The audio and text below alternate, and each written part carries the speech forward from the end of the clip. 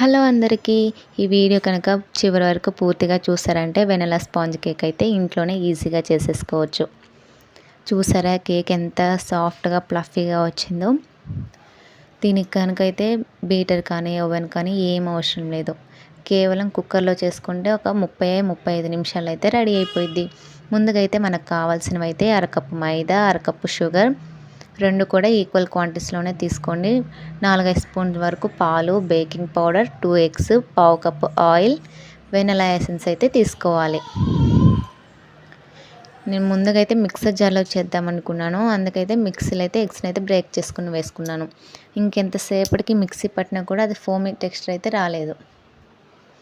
అందుకనైతే ఒక బౌల్లోకి అయితే ట్రాన్స్ఫర్ చేసుకున్నాను. ఇంకా ఇంట్లో ఉన్న విస్కత్ అయితే ఫోమీగా వచ్చేంత వరకు అయితే బీట్ చేసుకోవాలి. చూసారు కదా, ఈ విధంగా రావాలి. అప్పుడే మన కేక్ అనేది స్పాంజీగా వస్తుంది. ఇప్పుడైతే ఆయిల్ కూడా యాడ్ చేసుకోండి. ఆయిల్ కూడా యాడ్ చేసుకున్న తర్వాత అయితే ఒకసారి బాగా బీట్ చేయాలి. ఇప్పుడైతే మనం ఫ్లోర్ని అయితే కొద్దిగా యాడ్ చేసుకుంటూ అయితే మిక్స్ చేసుకోవాలి.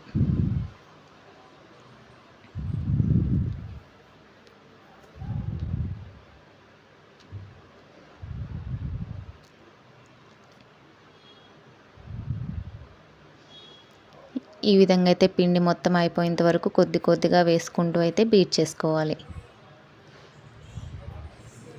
ఇప్పుడైతే ఒక 1/2 స్పూన్ వరకు అయితే బేకింగ్ పౌడర్ వేసుకోండి. అలానే కొద్దిగా వెనిలా ఎసెన్స్ వేసుకోండి. ఎగ్ స్మెల్ అనేది రాకుండా ఉంటుంది.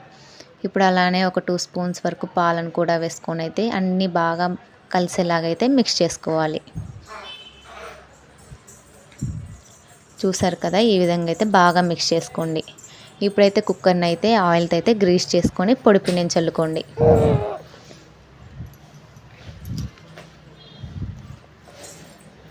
ఇప్పుడైతే ఆ బ్యాటర్ని అయితే కుక్కర్లో పోసుకోండి.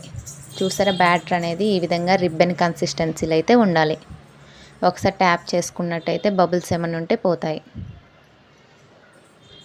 మనం ఇక్కడ కుక్కర్లో చేస్తున్నాం కాబట్టి కింద బేస్ కింద అయితే ప్యాన్ అయితే పెట్టాను. ప్రీ హీట్ చేసుకున్న ప్యాన్ పైన అయితే కుక్కర్ పెట్టి అయితే విజిల్ పెట్టుకోండి.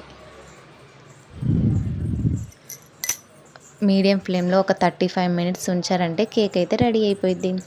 పుళ్ళతో కుచ్చాల్సిన అవసరం కూడా లేదు, మనకు చూడగానే అర్థమైపోయింది. చూసారు కదా కేక్ ఎంత బాగా కుక్ అయిందో.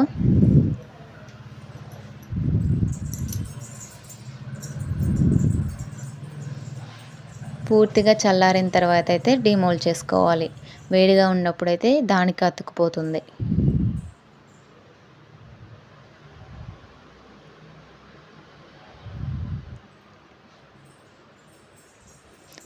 ఈ విధంగా అయితే డిమోల్డ్ చేసుకున్న తర్వాత అయితే నైఫ్తో కట్ చేసుకోవాలి. చిన్న పీసెస్గా కట్ చేసుకొని తింటే రెడీ. చూసారా కేక్ ఎంత ప్లఫీగా వచ్చిందో. మీరు కూడా ఖచ్చితంగా ట్రై చేసి ఎలా వచ్చిందో కామెంట్ చేయండి. మీకు ఏమైనా వీడియోస్ కావాలంటే కామెంట్ చేయండి, ట్రై చేస్తాను. నెక్స్ట్ వీడియోలో కలుద్దాం. అంటే బాబా.